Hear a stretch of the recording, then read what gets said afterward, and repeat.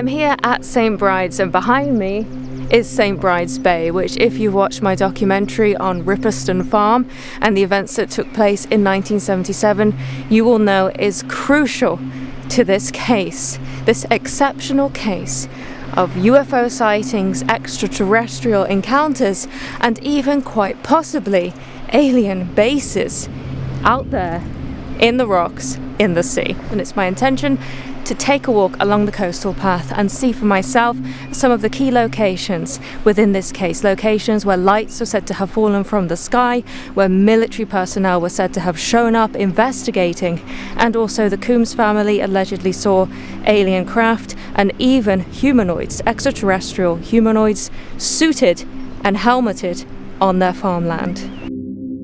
I've covered many cases on the Paranormal Scholar over the years, but it is very, very rare for me to have the chance to travel to a location where inexplicable happenings allegedly took place. I'm supremely excited to be here. Look at this. It's beautiful scenery. And not only that, there's supposed to be aliens here. Or at least there was, supposedly, in 1977. So the path that we're walking on now is the coastal path, which looks out over St. Bride's Bay. And this wasn't just a story relating to the Coombs family. It involved everybody in this area, including the owner of a hotel, who also saw strange lights and humanoids in the area around the bay. By 1977, the reports had dwindled down, with the Coombs family themselves claiming that they had seen a great light over the cowshed of their farm and then disappear off into space, presumably. And for them, at least, that was the end of their story. But we're here today just to get a sense of this magnificent coastline where these activities and events were supposed to have happened, and also to see what we can see. Later, we're going to be doing a Skywatch. We bought a telescope, and we're going to be out here with our cameras in the dark to see if we can see anything peculiar. And for now, we're going to walk along this coastal path, see if we can see anything during the day. Our sightings did happen during the day as well. And in particular, we're going to be going to a rocky outcrop in the sea. And it is there that Pauline Coombs, with her children, allegedly sighted humanoid, silver-suited figures on it. And more than that, the rocks themselves retract and reveal quite possibly an alien base.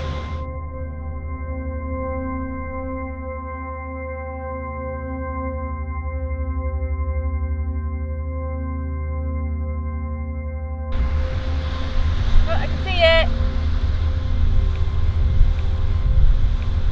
Well, we can see them already. They're over there in the distance. The rocks where the aliens were supposed to be. And I don't know about you, but if I see aliens, I might just turn and run. I hate aliens.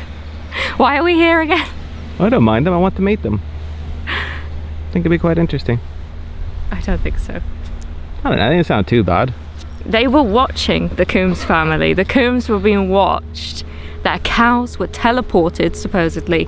Children were scared. They came after the children. These 7-foot beings wearing silver suits with creepy helmets where they couldn't see their faces. They were all blacked out.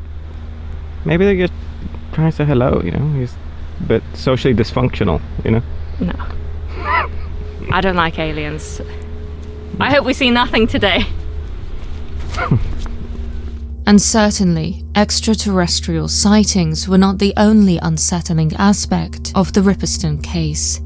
According to a book written on the subject, compiling the family's testimonies, the Coombs, particularly the mother, Pauline, may have been abducted by the beings that they encountered.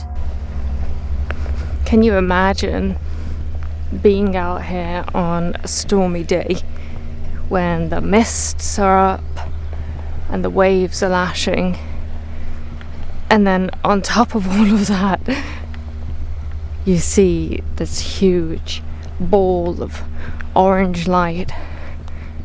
And it's not the sun, it's quite possibly alien or some sort of military technology, that's secret project, and it crashes down onto one of these fields. These desolate fields of your farm. You're here, simple farming family, taking care of your livestock, and all of a sudden, the cliff side, the coastal path, is just teeming with military personnel. They told Billy Coombs, the farmer and father of the family, that the coastal path had collapsed and that they were there to do some cleanup work. And supposedly, according to his testimony, the military personnel, of which there was quite a lot, considering where we are, admittedly, there were military bases. I think a lot of them are defunct now, or at least some of them. There was RAF bases, naval bases, firing range, quite a few different military installations in the area, but otherwise very remote part of the UK. And to have that many people, can you imagine that, coming here and telling you you can't access your own land because the coastal path collapsed? The evening before, of course, your wife, Pauline, sent you out into the dark to investigate after she saw a great ball of light crash down onto the very same coastal path. And not merely did Pauline Coombs claim to have seen a ball of light fall from the sky, she also claimed to have witnessed, later in the year, a flying saucer fly towards and then disappear near to a rocky isle just off the coast known as Stack Rocks. So if you haven't watched my video on this case over on the Paranormal Scholar, I strongly suggest that you go and watch that, as there are many more details about this case included in that video. But whilst I'm here, I wanted to give you perhaps a better sense of what this case meant, what these experiences were to the Coombs family. So I have with me here The Uninvited, which was a book written by a researcher, a journalist, who went and spoke with the family soon after their experiences, documented it in this book, and is largely the reason why we know so much about their story today. So I have open on the page here that describes their encounter and also the lead up to their sighting rather at this site overlooking Stack Rocks. So Pauline was driving home to the farm with her parents and also some of her children when they saw something overhead, and this is how it is recorded.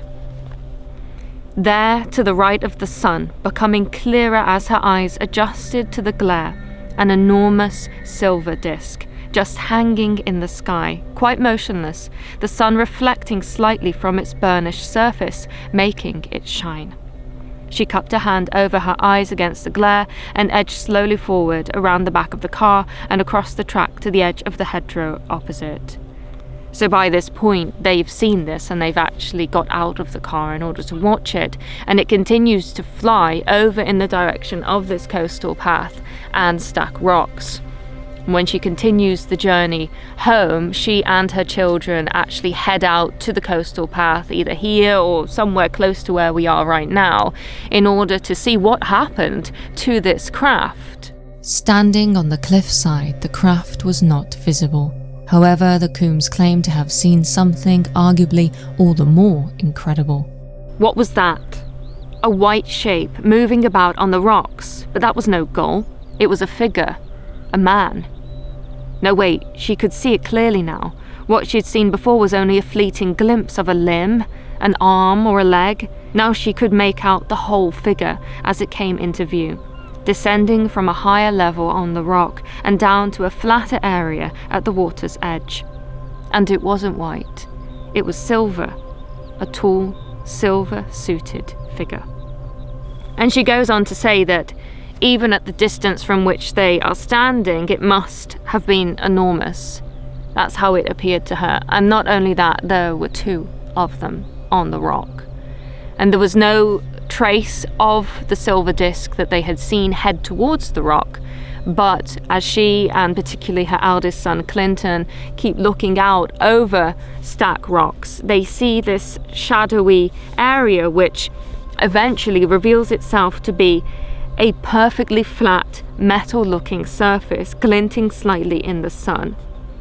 And it's spread out, supposedly, across the rock, revealing a blackness within some sort of cavity within the rock, presumably some manner of base that this craft, this enormous silver disc, had gone into.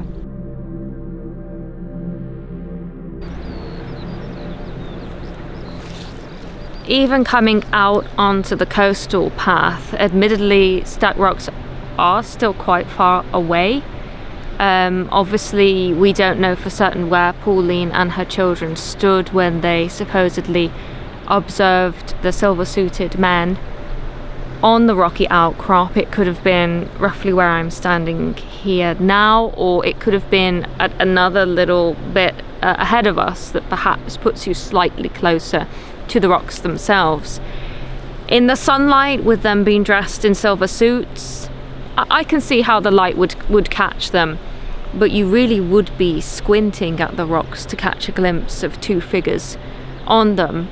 Of course, if they claim they saw a big shadowy hole into which presumably the silver disc craft that they saw fly over their farm had gone into, maybe that would be more visible. But standing here in person and looking out, I'm not sure if they had binoculars. The book, The Uninvited, certainly doesn't say that they had binoculars, but you would be squinting to catch a sight of what they claim to have seen.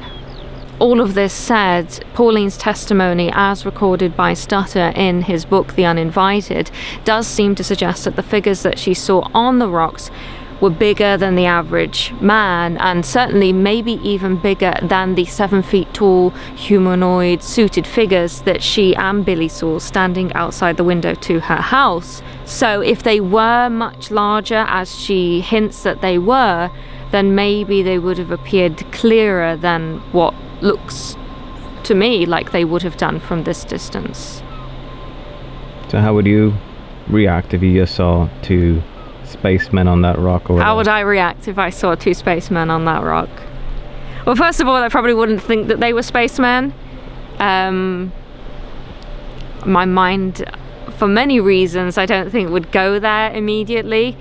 In large degree because I don't want to encounter spacemen here. And also, how do you get back? It's a long walk back, and it was very muddy in parts.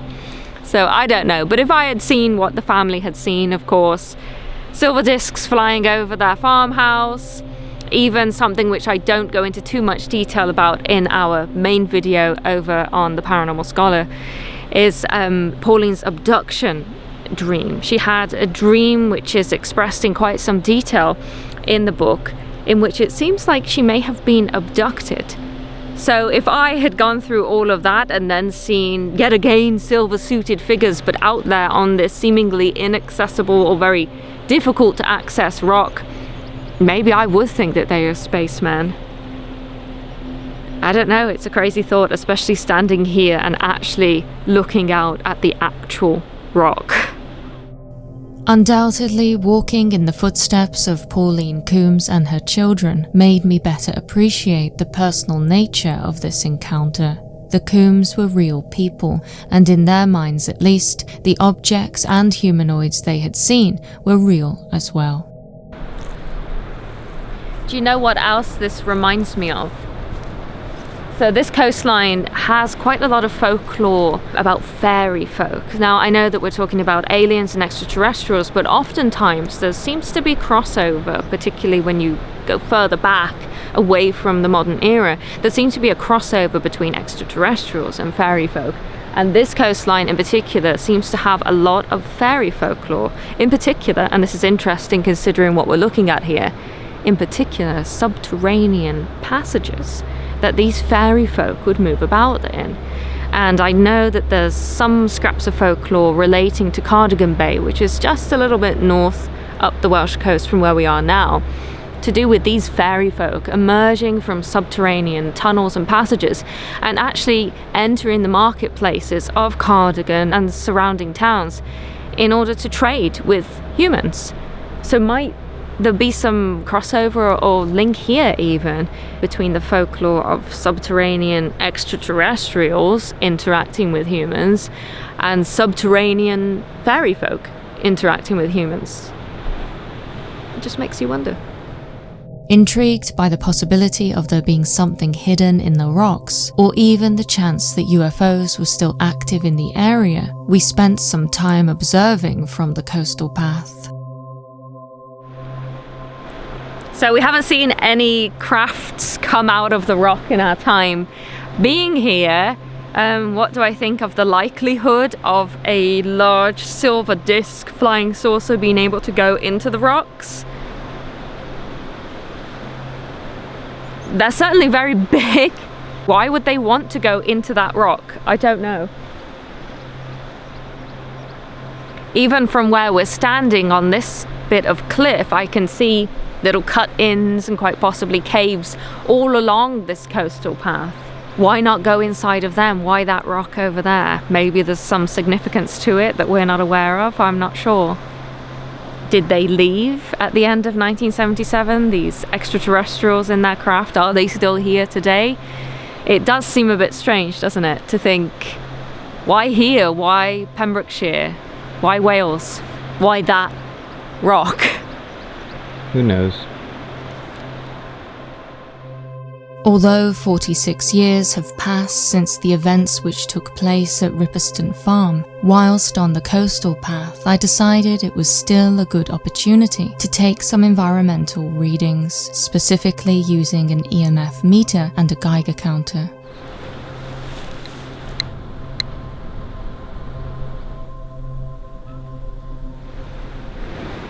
So we'll just leave those there for a minute because the Geiger counter in particular records counts per minute of the nuclear radiation in the area, and it is of course entirely normal for there to be some background radiation. What could be interesting and what we might be looking for in this instance, if there was a supposed alien craft that may have left some kind of nuclear signature, as is often claimed, what we'll be looking for is a reading that is above what is considered to be normal safe levels. And safe levels is between around 5 and 50 counts per minute. Now, of course, we are on the coastal path, the cliffside, and there are going to be rocks here, such as granite, which may increase the background radiation reading. So we will potentially need to bear that in mind.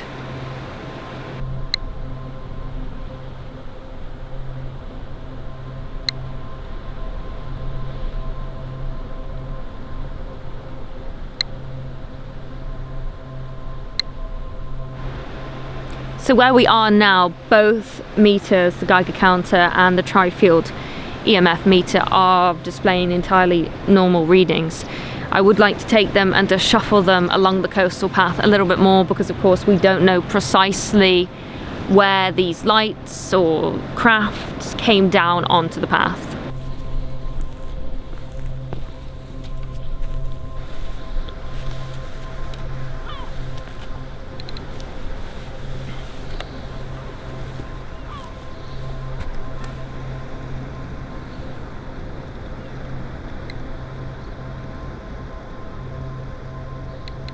We continued along the coastal path, taking multiple sets of readings. Of course, this is an interesting experiment because in the aftermath of Pauline and Billy supposedly seeing that 7-foot tall humanoid outside the window of their house, they claimed that there was actually a trace of radiation outside the window. And not only that, there was shrubbery, rosebush, things like that, which was scorched by the figure that had been there. So at least in the immediate aftermath of the happenings, there is a suggestion that the environment, the farm, Ripperston Farm, was changed in terms of the energy levels. There were also reports from the time of abnormal electrical happenings. So the television sets, for example, would burn out repeatedly. They got through many TVs. Even the wiring in the car, so disconnected from the farm itself, had problems. Light bulbs would blow, fuses on farm machinery would blow. So there definitely seems to be a connection between whatever the Coombs claim to have experienced and energy anomalies, whether that be electrical energy or even radiation, nuclear radiation.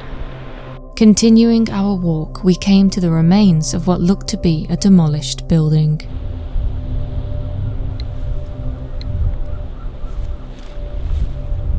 So I'm not sure what this is, but there appears to be ruins, bits of old blocks and bricks and metal in this field, and we are close to Ripperston Farm here, so I don't know the age of this, but I thought that we would just take some readings here. There's some bricks from the building here and more bricks over there, so I have separated the Geiger counter and the tri-field EMF meter, and we are getting higher readings than just on the ground, but of course we are dealing with rocks and stone, which may give a higher background reading anyway.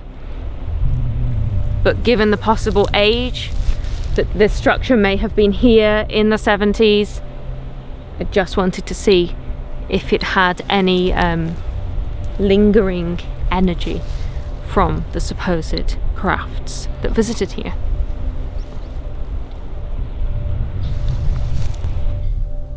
As before, the Geiger counter did not detect anything anomalous in terms of ionizing radiation.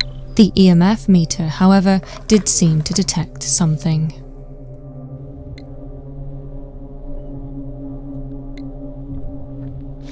This is that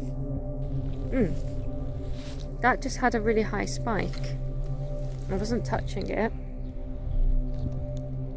Oddly, the EMF meter, which was set to measure magnetic fields at that moment, spiked upon being placed on the old bricks. Whilst it is usual for the meter to spike to some small degree after being settled into a new position, this spike occurred after it was already in place. Magnetic fields are generated by the flow of electric current through conductors, such as wires and electrical devices. One might expect such to be produced by power lines, transformers, and appliances that use electricity. Aside from the equipment we had brought with us, there was, however, nothing of that sort in sight. Not only that, we recorded a peak reading of 26 milligauss. Such represents a relatively strong magnetic field, which one might expect to obtain close to high voltage power lines or electrical substations. What made this reading particularly strange was its transient nature. The meter was not moved away from a potential source, and yet, after a few seconds, the reading returned to a base level, suggesting that whatever had caused the spike had itself moved. There's nothing obviously metal there. There's brick and cement and lots of plants and bugs. So if I put it down again, if we move that and pop it down again.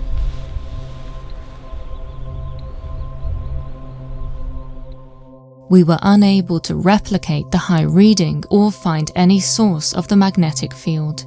Trying the Geiger counter in the same position produced no notable readings. Our only explanation is that our EMF meter temporarily malfunctioned. Returning along the coastal path to St. Bride's, we were not able to detect any other readings of note. Of course, it's impossible for me to say what, if anything, the Coombs saw those months in 1977. But I think what makes the Ripperston Farm case really interesting is not even the testimony of the Coombs, not the testimony of Rosa Grenville, not the testimony of the children at the Broadhaven school, but rather all of them combined. I think it's quite rare that you get a case such as this that is as well documented as the Ripperston case, that has so many testimonies from so many people of different walks of life. Farmers, school children, you even had military personnel supposedly coming and interviewing people like Rosa Grenville and then asking her to keep what she had seen private and not to share on further with anybody else. For what reason, we don't know. So what do you think about coming to a place where so many people have claimed to have seen such extraordinary things? It's quite weird, isn't it? You almost expect there to be a plaque or something. I don't know. So, this is where the Ripperston Farm case happened. I remember when we did the Pentuck incident, it was the same as well. I had that same sort of surreal feeling that they should have some sort of memorial to it. Because it is a cultural artifact, isn't it? It's a story that's been told and retold, and people really believed it at the time. And I believe that's really important. Regardless of whether or not what they saw was extraterrestrial. Exactly. It's part of the culture. Satisfied with our exploration, we waited for the sun to set so that we could conduct a skywatch. As well as turning our eyes to the sky, we focused our telescope towards Stack Rocks. Despite spending a considerable amount of time observing the night sky and the coast, we saw nothing of significance.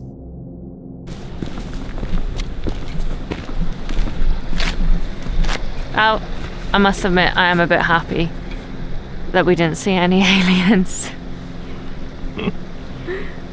But of course we have the drive back to the hotel now, which will take us along the alien road, where Pauline Coombs, in the car with her children, was followed by a ball of light. And not only did it follow them back to the farm, it seemed to actually stop the engine and battery of the car. So in the end, they actually fled the car and ran the remainder on foot. According to Pauline Coombs' testimony, she was driving the stretch of road between her farm and the village of Littlehaven when she and her children realised they were being followed by a strange light. Eric and I were now on the same road.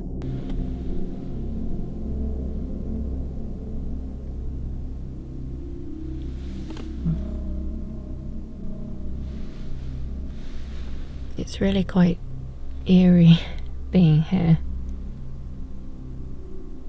It's quite rare, especially in the UK, to find a road as quiet as this. There is no one here. I can't imagine being chased by a strange light on a road like this in the dark. The ball of light seen by the Coombs was said to have dropped from the sky ahead of them on the road. This ball of light supposedly flew towards the car, shot over it at the last minute, and then turned around and followed them all the way home.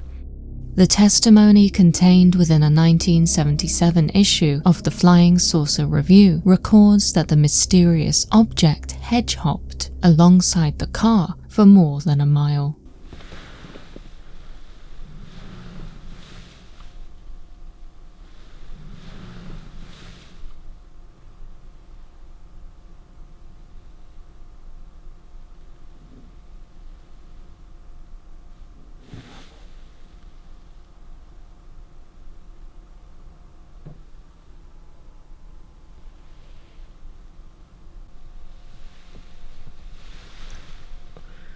What would you do if you saw that ball of light now? Film it. Film it. For like 5 seconds and run away. Thankfully, we saw no such lights. I'm still struggling to fathom why the Coombs family would have invented all of this. Because obviously that is the classic rebuttal of any fantastical happening, such as what is said to have happened at Ripperston Farm. But the thought of aliens and extraterrestrials is just so unlike this setting. It's so unlike this way of life. It's so calm, it's so slow here, it's so out of the way. I don't know what they would have gained from inventing this. I mean, sure, a book was written about it, but someone else wrote the book, and whether that made any sort of money, you know. We're talking about small things here. I don't know why they would have made the story up. I really don't. I know that one of the skeptical claims is that the humanoid figures in the silver suits in particular might have been people playing practical jokes, dressing up to scare people. But when you come out here and you're actually on the ground, it is so rural here. We, of course, didn't go to the farm. We're not going to trespass. I don't know who lives there now, and I don't want to be the one to knock on their door if it is a different family and tell them that their home was quite possibly the site of extraterrestrial activity. So we haven't been to the farm, but we have stood at the end of the driveway where the farm name is, and you can't see the farmhouse. The driveway is long. I cannot imagine a practical joker driving out here to the middle of nowhere in a silver suit and then walking the length of that drive in the dark at 1 a.m. in the morning just to stand outside of someone's window on the off chance that they catch a glimpse of them so as to scare them. I don't see how that is in any way an explanation for what Pauline and Billy Coombs' claims happened. That's not to say that they saw an extraterrestrial figure, but I don't think that explanation works either. So, did they see what they claimed they saw? I can't say, I just can't. But at the same time, I don't know why they would have made the story up. And I don't know why anybody would have played a joke about it, dressing up. None of it really makes sense. Maybe they did see it. And sitting here on this road at night saying that is really so surreal and eerie.